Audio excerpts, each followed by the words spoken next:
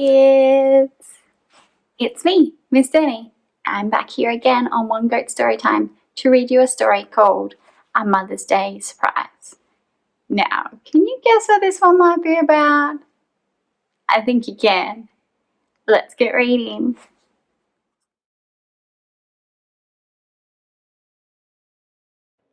A Mother's Day Surprise.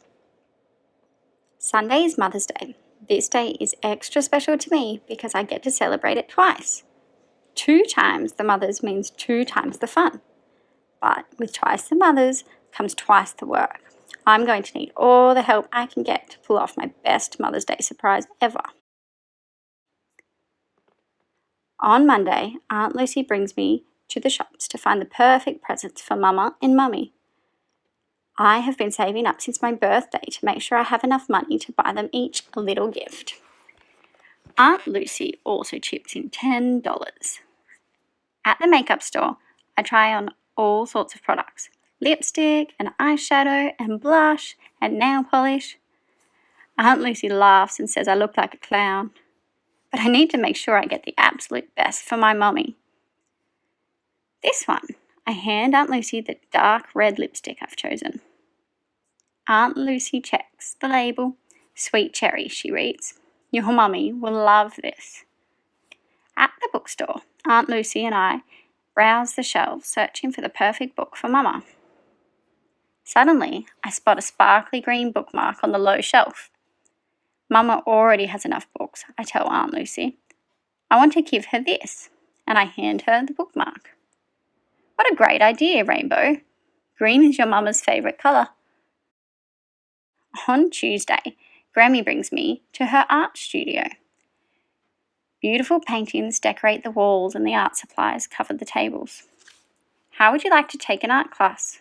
Grammy asks me, giving me a wink. From you?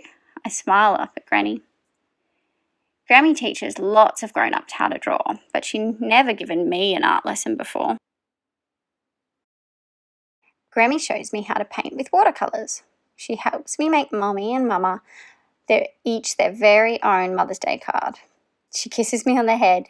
Your moms are so lucky to have such a talented daughter. On Wednesday, Miss Caroline helps us write poems for our mothers. She teaches us all about stanzas and lines and rhymes. Why are you writing 2 poems? Julian peers over my shoulder. Because I have 2 mothers, I boast.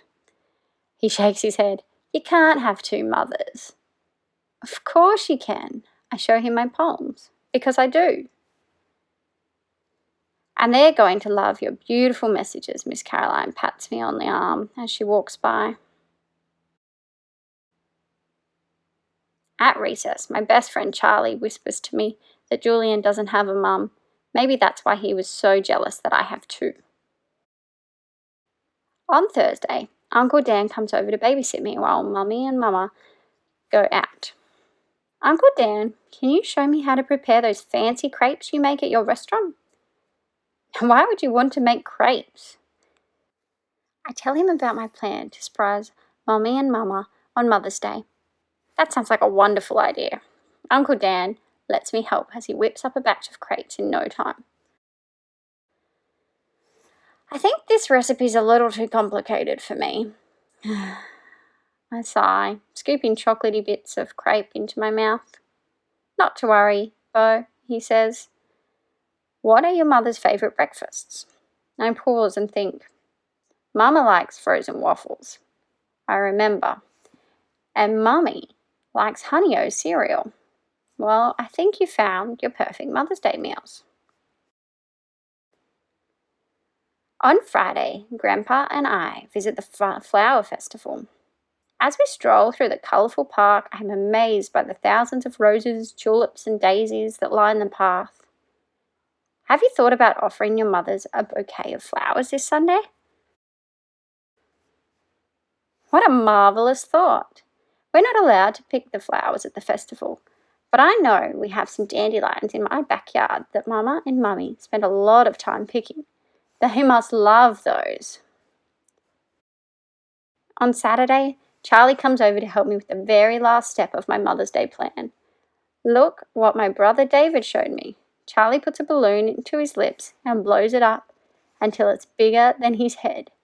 He twists his fingers up and in and out and around and hands me a perfectly round balloon. And look what I can do. I rub the balloon on my head and hold it up to the wall. It sticks.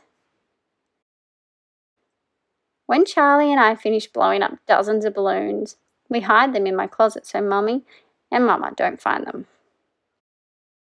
Saturday night, I fumble around with my alarm clock and try and set it for 8 a.m. I can't wait for tomorrow. I can hardly lie still in my bed. On Sunday, I wake up to the smell of Mama's morning coffee wafting up into my bedroom and to the sound of the radio weatherman saying that we're in for a sunny morning. Oh no! I check the clock. 9:02 a.m. I run downstairs as fast as I can. Good morning, sweetie. Mama kisses me on the head. She looks happy, but my eyes well with tears. My surprise plan is ruined, I wail. What surprise plan, Mummy asks. I was going to wake you up with breakfast in bed. I was going to decorate the walls with the balloons and put dandelions in a vase. I rub my eyes. I was going to read you my poems and give you my presents. Oh, honey, that sounds wonderful, Mama smiles. You know what? We haven't had breakfast yet because we were waiting for you to wake up. And we were just saying that we need some new flowers for the kitchen table. Mummy wraps her arms around me. Do you know what makes this day so special? Mummy asks me. More than any breakfast, any balloon, or any flower? What does? I sniffle. You. Mama and Mummy hug me tightly. My mother's helped me decorate the house with balloons. Charlie and I blew up. Then I slip out into the backyard to pick the dandelions while Mama and Mummy make breakfast. They unwrap their presents and they thank me for the poems with hugs and kisses. Having two mums on Mother's Day may be a lot of work, but I wouldn't change it for the world. Hey, what did you think of that story? Did you like it? What does your family look like at home? We all have different families. That's what makes us all unique. I can't wait to hear from you again next time. Now make sure you click the red subscribe button so you don't miss out on our next video. See you then!